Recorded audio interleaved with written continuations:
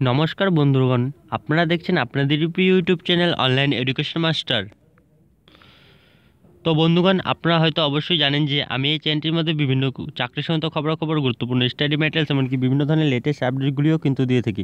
তো বন্ধুগণ, যারা কিন্তু আমার এই চ্যানেলটিতে নতুন, তো তারা কিন্তু অবশ্যই দেখুন ভিডিওটির নিচে এরকম একটি লাল কালার সাবস্ক্রাইব বাটনও লেখা রয়েছে।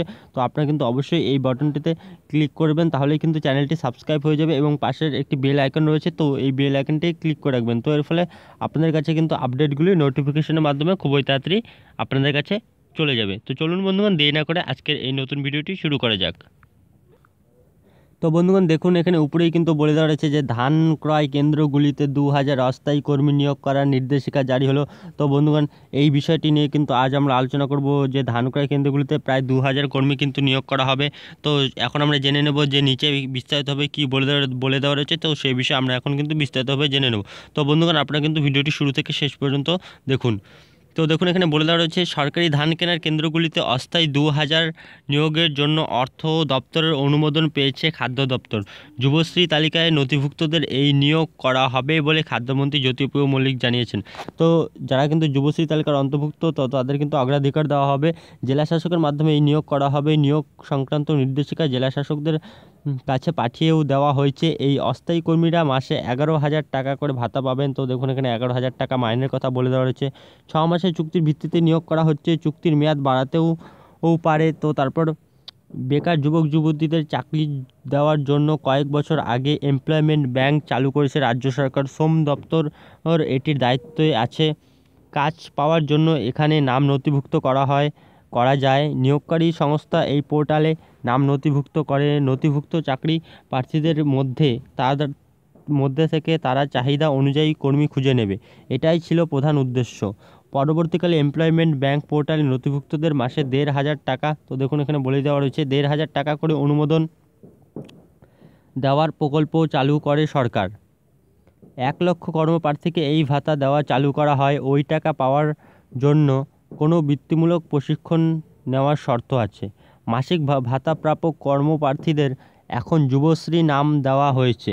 ঠিক হয়েছে কম্পিউটারে কাজকর্ম জানা যুবকদের ধান কেনা কেন্দ্রে নিযুক্ত করার ব্যাপারে অগ্রাধিকার দেওয়া হবে। তো বন্ধুগণ, এখানে কিন্তু আপনাদের একটু কম্পিউটারের সম্বন্ধে নলেজও কিন্তু আপনাদের রাখতে হবে। তবে প্রয়োজনে কম্পিউটারের কাজ শিখে নিতেও পরামর্শ দিয়েছে খাদ্য দপ্তর। ধান ক্রয় কেন্দ্রের কাছাকাছি এলাকা থেকে নিয়োগ করতে বলা হয়েছে। প্রকৃত কৃষকদের চিহ্নিত করার জন্য স্থানীয়দের নিয়োগ করতে বলা হয়েছে। ধান বিক্রি করতে আসা ফরেদের এভাবেই চিহ্নিত করতে সুবিধে হবে। আগামী দিনে খাদ্য দপ্তরে স্থায়ী নিয়োগের সময় চুক্তিতে নিযুক্ত এই কর্মীদের অগ্রাধিকার দেওয়ার বিষয়টি বিবেচনা করছে দপ্তর।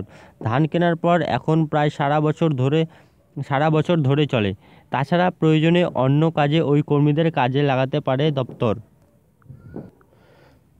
তো বন্ধুগণ, তারপরে দেখুন নিচে বলে দেওয়া হয়েছে রেশন দোকানে নিত্য প্রয়োজনীয় সামগ্রীর বিক্রি। আরও 3টি জেলায় রেশন দোকানের মাধ্যমে নিত্য প্রয়োজনীয় প্রায় 400 ধরনের সামগ্রী বিক্রি আগামী মার্চ মাস থেকে চালু হবে। ইতিমধ্যে শপিং মল চেইন পরিচালনার সঙ্গে যুক্ত একটি সংস্থা উত্তর 24 পরগনা জেলার রেশন দোকানে পণ্য সরবরাহ করছে। সেখানে সাফল্য আসায় এবার দক্ষিণ 24 পরগনা, হাওড়া, হুগলিতেও এই ব্যবস্থা চালু হবে বলে জানিয়েছেন খাদ্যমন্ত্রী। আগস্ট মাসের মধ্যে এটা গোটা রাজ্যে চালু হয়ে যাবে বলে আশা খাদ্য দপ্তরের। ক্রেতাদের আরও বেশি আর্থিক সুবিধা দেওয়ার ব্যবস্থা হচ্ছে। খাদ্যমন্ত্রী মঙ্গলবার এই বেসরকারি সংস্থা আয়োজিত কর্মশালায় যোগ দেন। সংস্থাটি রেশন ডিলার ও ডিস্ট্রিবিউটরদের প্রশিক্ষণ দেবে বলে ঠিক করেছে।